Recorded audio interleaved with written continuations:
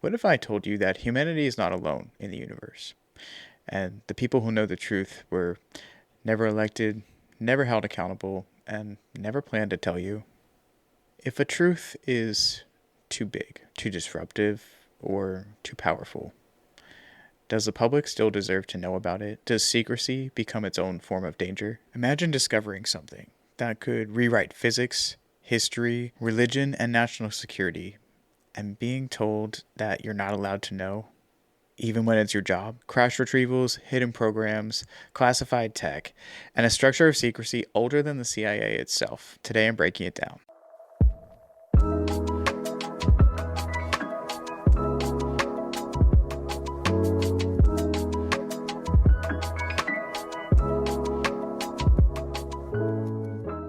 So I recently watched the documentary The Age of Disclosure.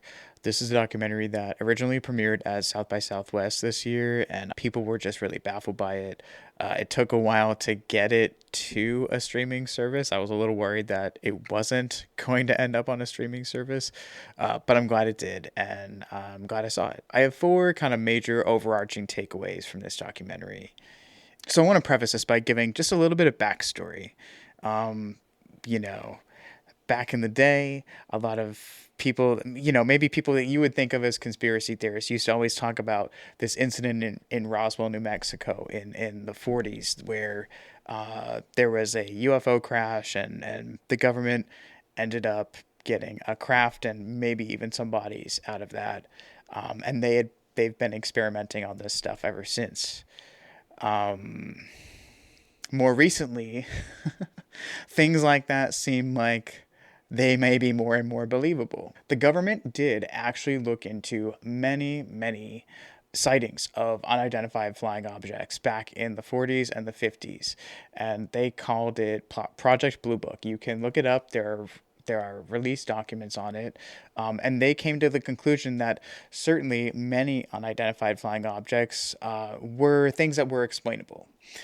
Things that they could explain away and say, okay, this was probably that. This was probably a satellite, whatever. This was probably a weather balloon. But there were a certain percentage of those sightings that the government could not explain. They were truly anomalous, and the witnesses were very credible. And there were press conferences going back to that time of Air Force officials stating just that.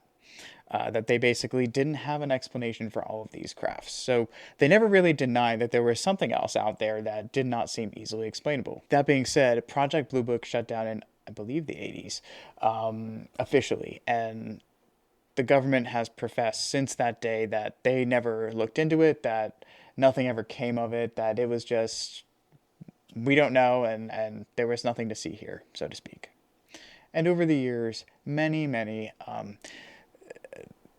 unofficial whistleblowers, if you will, because frankly, there was no whistleblower process for people like this up until very, very recently, like in the last 4 or 5 years. There was no real whistleblower process for people to come forward. So there were a lot of unofficial whistleblowers who spoke about their time in the US government, and some of them were involved in a project or they saw something and the government told them not to talk about it, or they signed a non-disclosure agreement in a military, in a compartmentalized program of some kind. A lot of people don't believe those people because, understandably, you know, how do you verify who they are and what they did? And even when you can verify that, some of the things that these people would say seemed really crazy. That perhaps our government was very much experimenting on this type of technology, and that that beings from other places, yes, do exist, and most of that gets swept under the rug, right? Fast forward to 2017. The New York Times published an article talking about a program that the government, that the Pentagon very much did have, and it was very real. And this guy, Lou Elizondo, was a highly decorated special ops guy, came up through the military ranks and worked his way into military intelligence working for the government. He left his job in protest because his job was to investigate this topic, and he became aware that there was a program that he was not being read into, even though he had the clearances to have access to that sort of thing. He had, you know, what on paper is considered the top of the top of security clearances. But he was not given access to those things. And other people, David Grush being one of them, he's somebody who has, you probably heard me talk about before if you've ever seen a video of mine. He testified before Congress stating that he interviewed over 40 witnesses who are just like him, very high up on the food chain in military intelligence. There was a lot of testimony, same story, that there was a program, at least one program or a parent program, unelected officials in military and in government who oversaw this project, and it did not run under the normal oversight channels with Congress. For those who don't know, our government has secret projects, and a lot of them are what they call knowledge seeker projects that people who have certain clearances in Congress and in the executive branch, they are made aware of these things.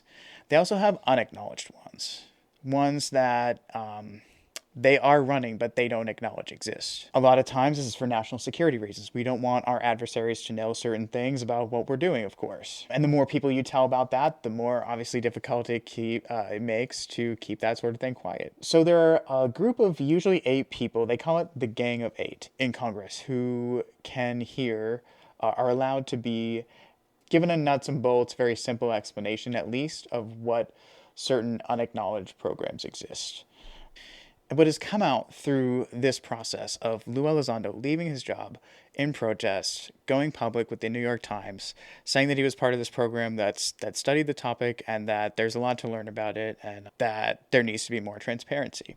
Same thing, David Grush, same problem, seeking transparency, cannot get it, realizes that there is a serious problem in that there is a whole entire program or programs, like a branch of programs, running outside of oversight of Congress and using misappropriated funds from Congress and a bunch of other accusations.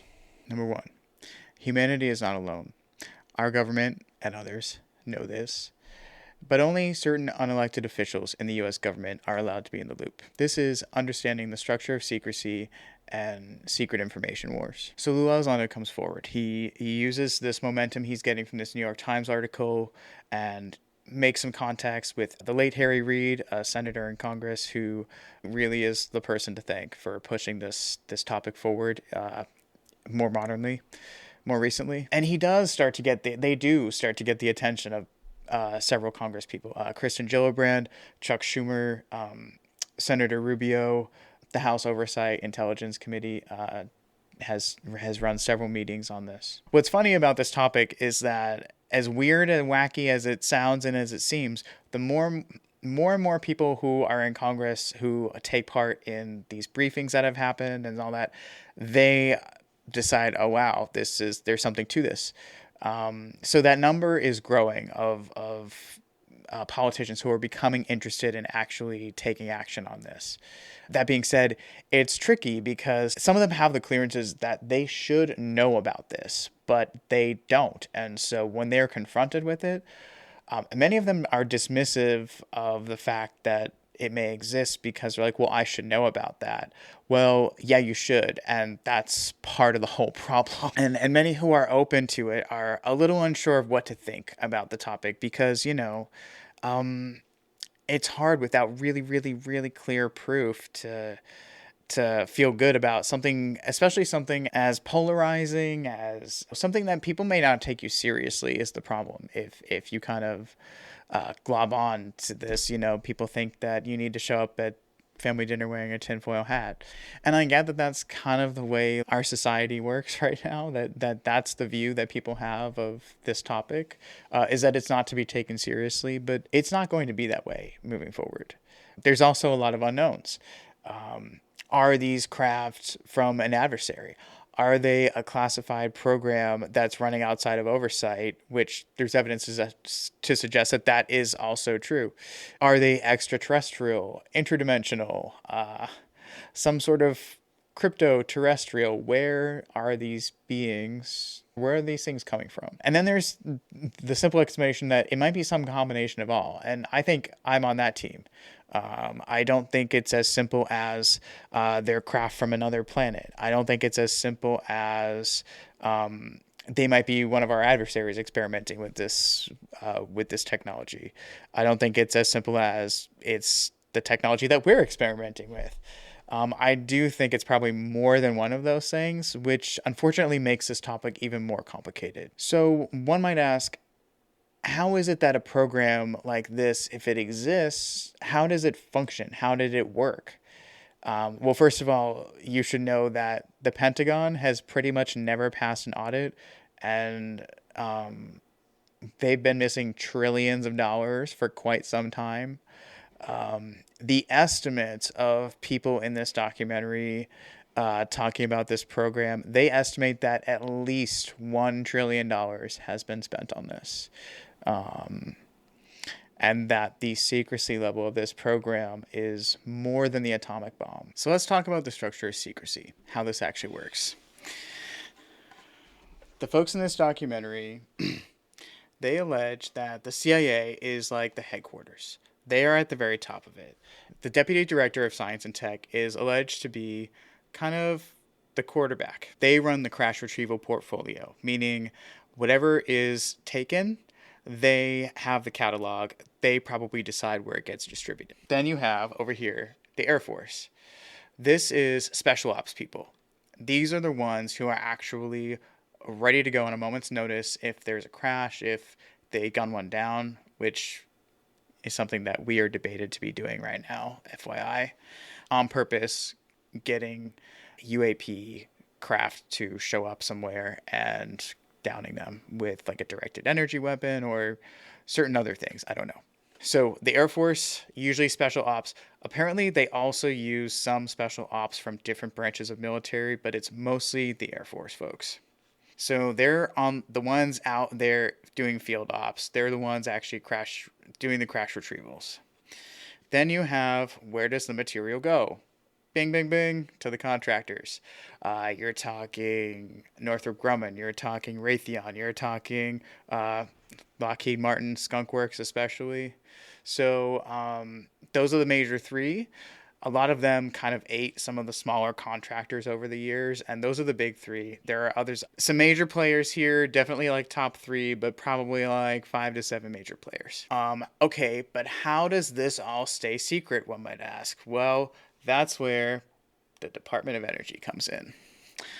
A lot of people don't know that a lot of our secret programs are actually listed under the Department of Energy. The Department of Energy is in charge of anything that has to do with atomic energy, nuclear, radiation, anything like that. And we'll get to the radiation thing later because it does apply to this conversation. The Department of Energy classifies certain types of energy and research and weapons applications, certain programs in the DOE having to do with weapons, technology, research, they all get classified separate and apart from the normal classification projects under the Atomic Energy Act. They all get classified separately, above and beyond what is normal classification. And that is because of some language in the Atomic Energy Act from back in the day. So that's why there's no disclosure of this. It is just as secret as our experiments back in the 40s on the atomic bomb, if not more. This is the golden nugget, if you will. So, giving that context, you might start to understand how we've gotten ourselves in this conundrum. So why do we have such secrecy? The folks in this documentary, at least one of them, did mention that the incident at Roswell, New Mexico in 1947, I believe it was, it did happen. And there was a craft that was recovered as well as bodies. And they were taken ultimately to Wright-Patterson Air Force Base. This incident happened at a time where we were fresh out of World War II. We were really starting to compete with Russia. And we had other adversaries out there that whoever was in charge at the time was probably actually terrified that they'd found this technology. They didn't know if one of our adversaries had maybe discovered something like this and had been working on it. We were in no position to share it with the world and go forth not knowing what our future was with atomic energy or whatever this energy represented. So when you go back in time and understand the context, you can understand how this became so secret to begin with. But that's not where we are today. Today, we actually risk the same problems, but in a different way. Meaning, our progress on these programs, people who are whistleblowers from these programs, they often say that they're concerned about being stifled because they can't share information. We can't bring in outside scientists who might even be better at this than I am to figure it out, because all of those people need to pass like a top secret security clearance thing. We are in a Cold War race with our adversaries. The folks in this documentary who are definitely in the know, they know that at least China and Russia are experimenting on this technology, and a lot of them are very worried that our adversaries might be as far along as we are, give or take. So, that being said, it puts all three of these potential parties in a stalemate because none of them is going to want to unveil this technology unless they absolutely have to like stop nuclear war or something like that. Because once you show your cards, then the gig is up. Your enemies are going to know exactly where you're at with this reverse engineering program. So folks high up in the military and intelligence and in Congress, they are very concerned about the lack of transparency because us closing off this technology and this information from the public not only could cause panic if people find out all of these things all at once with no warning. That could definitely be catastrophic, and we'll get into that a little bit. But we don't want to end up in a war with these things because it could be highly, highly destructive, just on a level that makes nukes look like child's play. Number 2, what are the characteristics of a UAP? 1, instantaneous acceleration. It's not going from like 0 to 100 gradually. It's going from 0 to thousands of miles per hour without needing to accelerate. It's just instantaneous. 2, hypersonic velocity. Our best jets, I think, go around 4,600 miles an hour, which would basically peel one of us apart. Humans turn to jello at some point. Okay, G-forces are real. At least in the sense that the way we operate a jet. UAP, by contrast, they have been captured going 40,000 miles an hour and up. Third characteristic, transmedium travel. That means going from space to air to under the ocean. They're also able to change direction in a way that we wouldn't be able to do. When our jets have to make a big turn, it can take them like half a state to make that turn sometimes because they're going so fast that if they try to make a tight turn, the pilot inside would basically turn to jello or would pass out. That's not the case with the UAP. They can be going thousands of miles an hour and change direction or stop on a dime. And if they have occupants, either something's happening to protect them or they don't feel the effects somehow, or they're highly resilient. Fourth characteristic, low observability. This means no exhaust, no sonic boom, even though these objects appear to be going faster than the speed of sound, clearly. Very hard to detect on radar. And an interesting one, since these objects have been observed flying into water at extremely high speeds, there's virtually no splash or wake. They just seem to go right in. And everybody's like watching on the monitor saying, what the hell just happened? And lastly, fifth, biological effects. There have been military personnel. There have been people with like abductee type stories or contact stories.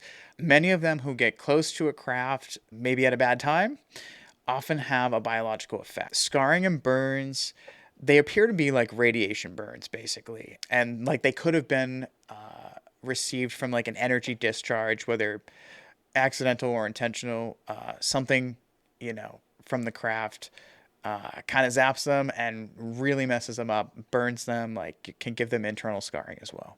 And by the way, there's many different types of craft that have been observed. Some really huge, like the size of football fields.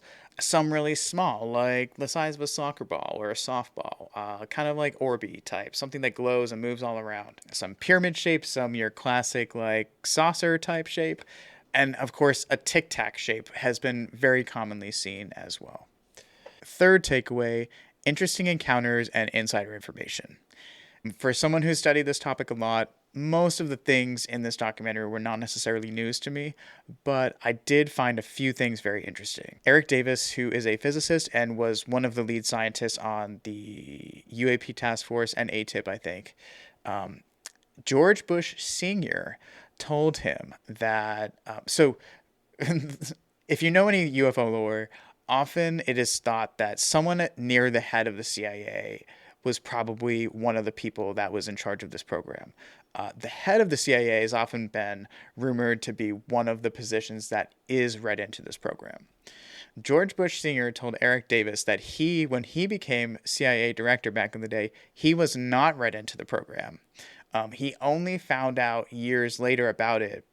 And the person who told him about it also told him about crash retrievals in the 40s and an incident where a craft landed at Holloman Air Force Base. Non-human intelligence, like beings, they were described as tall, slender, humanoid beings, came out of this craft and spoke to uniformed Air Force personnel and some CIA representatives. George Bush Sr. tried to ask more about this, and he was told, quote, "You don't have a need to know." And that quote is very interesting because that is the same line that many people in the past in the government who have tried to inquire about this, who found out that there was definitely something going on, tried to inquire, and they were told, yes, we know who you are. Yes, we know you have clearance, but you do not have a need to know. And click, hung up, basically. I believe Bill Clinton's chief of staff was one of those people, actually. I know, I'm going to find it. I'll post a link to it. It's either a CIA or an FBI declassified document of somebody's chief of staff or something like that writing. I can't remember who he was writing. It was an internal memo, but he was basically ranting about how pissed he was that he had been told to basically fuck off when he tried to inquire about this, and he was really mad. There's definitely like some there on that weird statement of like, you don't have a need to know. That's come up like a dozen plus times, no joke. The second revelation I thought was interesting. Lou Elizondo claimed, I don't know if he was the only one, but he was one of the ones that claimed that the Vatican has irrefutable evidence of non-human intelligence. They're very much aware internally, but they don't speak publicly about it. And the last tidbit, Roswell did happen. That was reiterated in this documentary. Like the lore kind of goes, craft and bodies were recovered. The timeline of all this is very interesting because shortly after that, I think within a couple of months, Truman signed the National Security Act later that year in 1947, which established the CIA and the Air Force, who, as I just showed you, they're kind of very integral to this program. And then shortly thereafter, the CIA Act helped secret projects avoid oversight. So when you kind of like look at the timeline of events, it kind of starts to make sense what the lore has said all these years, and now what these witnesses are saying. They're like, no, like this is how it happened and why. And number 4, most important takeaway: understanding how this technology works, how it impacts our future, and understanding the intent of our visitors. So how does this technology work? What do those observables that I just spoke about, what do they represent? What would cause those things to happen?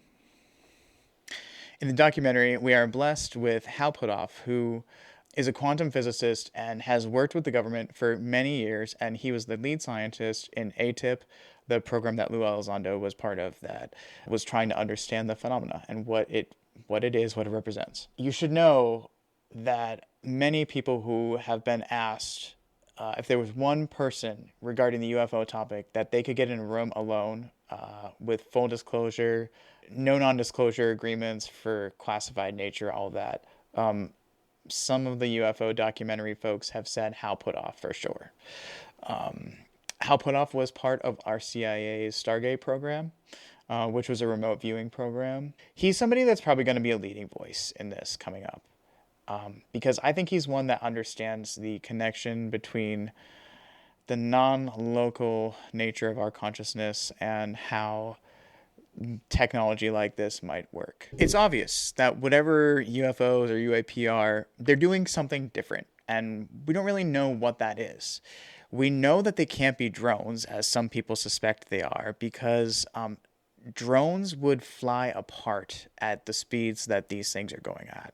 They would need to be, something needs to be different about it. So, how Puthoff explained this concept called a warp bubble.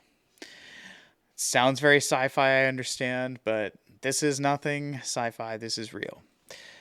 So, with a really high amount of energy, you could create a bubble where the property of space-time is different inside the bubble than outside the bubble.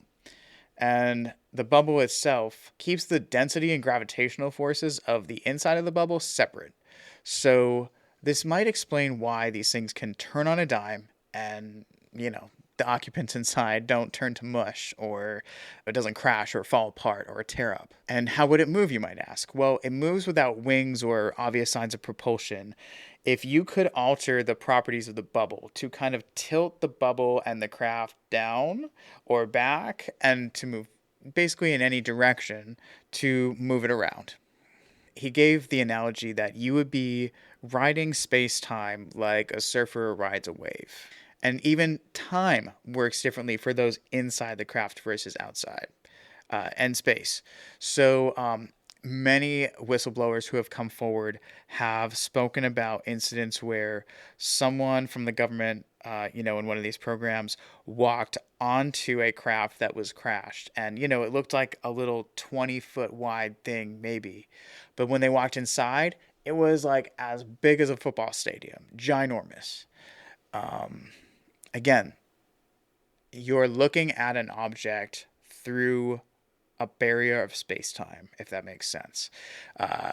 Someone gave the analogy that if you take a camera and view a fish underwater, you can see the fish really well with a camera underwater because you're in its environment. But if you, for example, stand up out of the water and try to take that camera and point it down at the fish through the water, you can't really see the fish. Like, you can see the outline of it, but it's all distorted and weird, and it's hard to tell how big it is or the depth of it or anything like that. Same concept. Like I said, time working differently inside this bubble. So there have been incidents with people in this program, or whatever partner program you want to say, whatever, that have walked into a craft and, they feel like in the craft, they've only been there for like, let's say 5 minutes, and they come out, a whole hour has passed. Time and space working differently inside a different gravitational field. So you're totally disconnected from the atmosphere. Again, kind of going back to the G-forces thing, not really relevant in this scenario. And then the low observability. So not making a splash, or not making a sonic boom from going fast. This is why that bubble displaces, like, let's say in the water, displaces water molecules so that there's no friction. Basically, there is a barrier between the craft itself and the water or the air, so that those molecules are getting displaced in a way that that doesn't create friction and doesn't therefore create a boom or a splash. And going to the physiological effects of coming into contact with the craft, the burns, the radiation type stuff. Well, creating energy that would be required to create a warp bubble like this, which is a lot, by the way. It's 1,100 billion watts, which is that's 100 times the U.S. daily production of electricity. So a massive amount of energy. What could create that, you might ask? Well, there's a couple of different theories. There's something called zero-point energy, which we've only theorized to date, but we do think it's possible. to create a quantum vacuum, to basically draw on particles and atoms from the air all around us to produce that quantum field of energy. Or using quantum entanglement to draw energy from a foreign distant source. So all particles in the universe, okay? There's some over here, there's some over here. They could all, in theory, be connected, no matter how far away they may be in the universe, through quantum entanglement. Let's say beings from another planet, they want to do this. They want to use quantum entanglement. So they would create a giant power generator, and basically using these principles would almost act like Wi-Fi, but for energy, from really far away. I have heard more than one witness discuss that. I think it may have been the Roswell crash or one of the old crashes from the 40s that, stuff was scattered everywhere. Basically, bits and pieces of this thing were scattered across the desert. Apparently, they had a chunk of it for a long time. And this is a less official witness, so like take this with a grain of salt, sand, whatever. Apparently, they had a piece that it looked like almost like a clear plastic, like the size of an iPad. Maybe it was like pretty small. It was just kind of like flat. It was like a flat piece of like what looked like plastic or plexiglass or something like that. And it was like stored apparently, and I guess eventually that they found out that they were looking for the energy device, like what creates the energy in this thing. And I guess eventually they found this one piece of thing that was like creating the energy for one of these things. So I've heard other witnesses. Bob Lazar, he's kind of the reason that we know about Area 51 today. He was like a rogue whistleblower in the 80s, and but things that he's been saying for years and has never changed his story about are very much coming true today. He was talking about that they were using a specific element that is probably not available on planet Earth. It's probably available somewhere else. And they had to like make them into these specific like little shapes to make the propulsion system work. But it basically agitated these little bits of like this metal element, and it powered their craft. My guess is that we're probably going to find out that whichever method is being used, like this is generally the method that they consider for interstellar space travel, that our government is looking at as far as interstellar space travel. And let's talk about what that energy would represent to us. So if we could find something that could make this energy, that could make us make a craft just like this, shit, there ain't anything we can't do, man. To be honest, we're talking about like, don't have to worry about your electric bill anymore, ever. Don't have to worry about how you're going to power your car. Don't have to even have wheels on a car, because you could technically float everywhere, or take some public transit thing that zips you across, the state or the nation in just a few moments, literally. This is literally everything. The disparity of quality of life would like no longer be a thing. Because we could literally make anything with this type of power, with this type of technology. No more oil, no more gas, no more coal. Energy, we could 3D print as many houses. No one should ever be homeless at this point.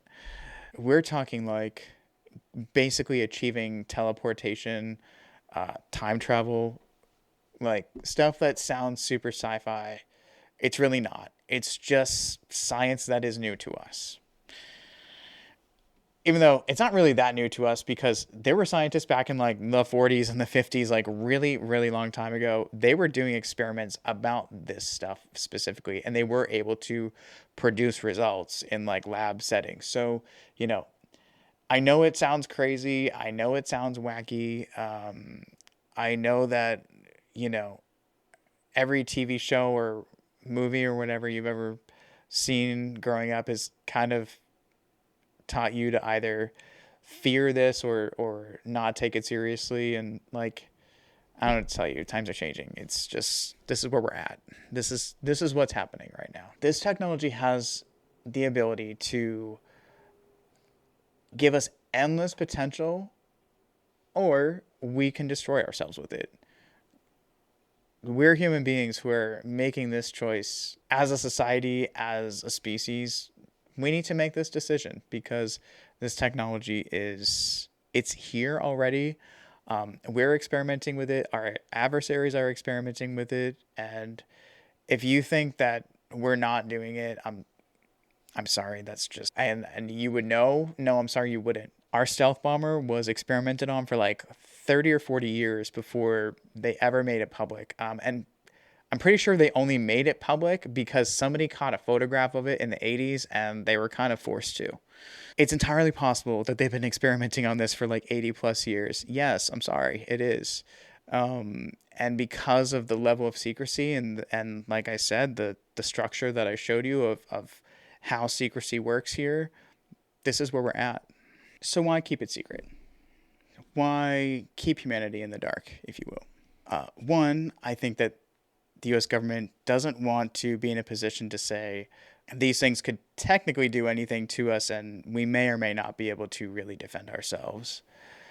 Two, there's a hesitancy to talk about it at all because we don't want our adversaries to know exactly how far along we are with this. We don't want people to panic because we don't know the intent of our visitors. Let's draw some speculation about our visitors, though. There have been several incidents at nuclear bases where UAP incursions happened, and I think at least twice on our soil, a UAP has managed to hover a bunker for a warhead that opens and shoots if we are going to war, hovered over it and managed to shut down like all of the nuclear missiles at that site, like took down our nuclear defense system, doom, doom, doom, like one by one. And some of the witnesses at those events, they, in addition to being like, oh my God, what just happened, many of them felt like there was a clear message that like we shouldn't be doing this, that the message was stop using these weapons. There was a witness in this documentary who, by the way, has been an unofficial whistleblower for a long time, like over 30 or 40 years now. He was a videographer for, I believe, the Air Force. They were doing a missile test with a dummy nuclear warhead on it, and his job was to film it. He was filming it, and something happened in the launch where the head of it just fell off. They were reviewing the footage in slow motion, and it showed a craft. Mind you, this missile is traveling at like thousands of miles an hour, okay, shooting up. Craft comes in, hits the head of it with a laser here, goes up at the top, hits it with a laser, basically hits it at all 4 points with like a laser or some kind of energy, whatever. Boom, boom, boom, boom. And that's when the tip fell off. And then it zoop out of the frame. All in, tiny fractions of a second this happened. This was very, very fast. So, what's the message there? Please don't shoot nukes into space or into the airspace. I think it was Hal Puthoff in the documentary said that our fighter pilots have actually shot missiles at these things. And to date, there is apparently not a known incident of one of them shooting back or retaliating in any real negative way. In fact, most people report that it seems to be what they might characterize as playful. And certainly that could be an intelligence gathering effort on their part, I'll accept that. What does it say about our visitors? That they're very concerned, apparently, about nuclear weapons. That they've been showing up, by the way, in droves since we started experimenting with nuclear weapons. And there hasn't really been any hostility, even though their technology and probably their numbers very much outnumber us, and very much outdo us in the tech and innovation department. We're talking about technology that represents a society, but it's not just one society, it's probably a lot more. There are many trillions of galaxies, not just planets, galaxies out there in the universe. I am also open to, and what I think we're going to find out is what our government probably found out not too far into this, is that it's not as simple as spacemen from another planet. We're talking parallel dimensions and other dimensions, just different time and space places. It may not just be one simple explanation for where our friends are coming from. Time travel, even. And also, it's even being discussed with like people in government that some of these craft may be from some break-off civilization that may be living amongst us. And as in, there's a lot of talk about there may be ocean bases. Our ocean is like 90% unexplored, and very much uninhabited in certain areas, aside from like the aquatic life.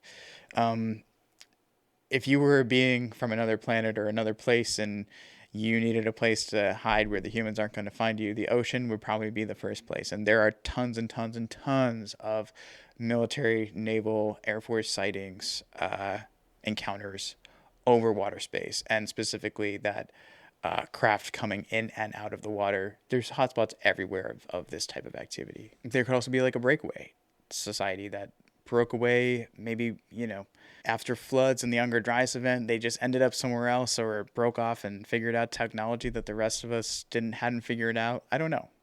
I think there's probably more than one explanation, though, for that. So, are we in a complicated place with this? Is our government in a complicated place with this? Yeah, I think they are. How do you tell the people that you've been convincing that there's nothing to this for years that actually that's not true, and there actually very much is something to this? It's very real. How do you begin to peel that back? I don't know. I don't know the answer. This technology represents a society or beings or intelligence, rather, that probably was smart enough to figure out that nuclear technology exists. Probably visited that idea and said, you know what, there's a waste problem, there's a volatility problem. This isn't going to be it. This isn't going to get us to the stars, to the moon, to wherever we want to go. This isn't really going to meet our objectives. And they moved on to something better, something cleaner, and something that just blows nuclear technology out of the water. We might also find out that our behavior is concerning, man. Look at us. If you watch a video of chimpanzee hierarchies, are we really that much evolved other than our looks? We go to war over just about anything. We can't seem to do anything without stealing it or killing someone to get it. If you were an advanced society from elsewhere, you had figured out that humans have now figured out the atom bomb. They have figured out how to split an atom. How far along are they in figuring out how to really get to space, not just blast themselves with combustibles to the moon? If you were a higher intelligence that was probably cruising around the galaxies looking for species that were growing and learning, wouldn't you be concerned that, in our case, humans who are quite hostile and not particularly bright, let's be honest, were experimenting with your technology? Wouldn't you be a little concerned at how far along they were with it, and when is it time to teach them the real? Are we going to find out that these beings are mostly kind and want to teach us things? Yeah, I think there are pretty good signs in that direction. Do I think that there's also a deep, deep darkness to this, that our government is a little awkward and doesn't understand? And when I say our government, I'm talking about like a group of probably hundreds of people or less, not very many. Most of the people who would be telling us or should be telling us about this, they don't even know it exists, or they don't believe that it exists because someone should have told them a long time ago. So do I think we're mature enough to know that life elsewhere exists? Yeah, I think we need to be. Because I don't think we have forever to live in La La Land the way we have been. And it's not our fault that we've lived in La La Land, but here we are, confronted with real people who have literally nothing to gain from this, who, by all intents and purposes, are considered to be committing career suicide. Respectable, highly decorated career suicide. By coming forward with this. But we still have a lot of work to do. We're still so much at war with each other that we aren't able to look up and see that this is something that is going on, and this is like the key to our future. We've got this thing happening right now where AI is about to seriously lay off a lot of people, and we've got to rethink our whole societal structure. This might be the moment where this technology comes in and becomes the thing that we focus on, that we turn our attention to cleaning up shop at home, figuring out what exactly Earth needs and what we need, and trying to figure out how to make those two ideas come together. And I think this technology is probably the way to do it. We'd be creating new sectors of jobs like crazy. We would be living lives that were probably a lot more fulfilling than what we're doing now. And while it's a little overwhelming to consider the immenseness of the universe and what a bunch of life elsewhere might represent for us, I know that we can handle it. And this would challenge our historical record, our religious views, our government, financial, industrial tendencies, and on and on. Just every sector would be affected. George Bush Jr.'s administration had asked for help put off, I think, about 12 other people to do some research and come up with a pros cons list, basically, of going forward with public disclosure. What would be the effects of going forward with disclosure back in the early 2000s? All of those people basically decided that the pros outweighed the cons, and they decided to scrap the whole idea at the time. And I don't know what was prompting him to push forward on that. I don't know if there was something imminent that they thought that humanity might find out kind of all at once. But I think as time goes on, as people's cameras and telescopes get better and better, as people become more open and accepting and wondrous about the universe and all the images we get from the James Webb Telescope and other areas, what are we missing out on? There's just like this whole space out there, and we're here. What if going to those places was not as hard as we thought? And what if learning about other beings and other cultures was not the terrifying, scary monster time that we think it might be? Do I think that there is probably a deep, deep darkness to this that that keeps some of the military folks up at night that work on this? Yeah, sure. I think that if you're applying the same statistical reference to humans as you are to other beings, that 95% of people are generally good, and like 5% are pretty damn awful, I think you'll understand that whether or not there are some beings that definitely don't have our best interests in mind, whether those exist, is that what should stop us from exploring this? Should we just pretend like it doesn't exist? No, I don't think that's the answer. This represents a giant opportunity for us. We need to decide if we're going to open ourselves up for a better future or keep doing things the way we have been. Keep fighting senseless wars. Keep working jobs we hate. Keep paying for electricity when we could get it a million other ways. And just in general, not evolving as a species. We're in a new age now, and doing things the way we have been is not going to carry us forward. It's not going to advance our society. It's not going to make our quality of life better. In fact, it's going to make it way, way worse if we keep digging our heels in and choosing to do life and government and finance and tech the way we have been. Aren't you guys bored? I'm ready for something new.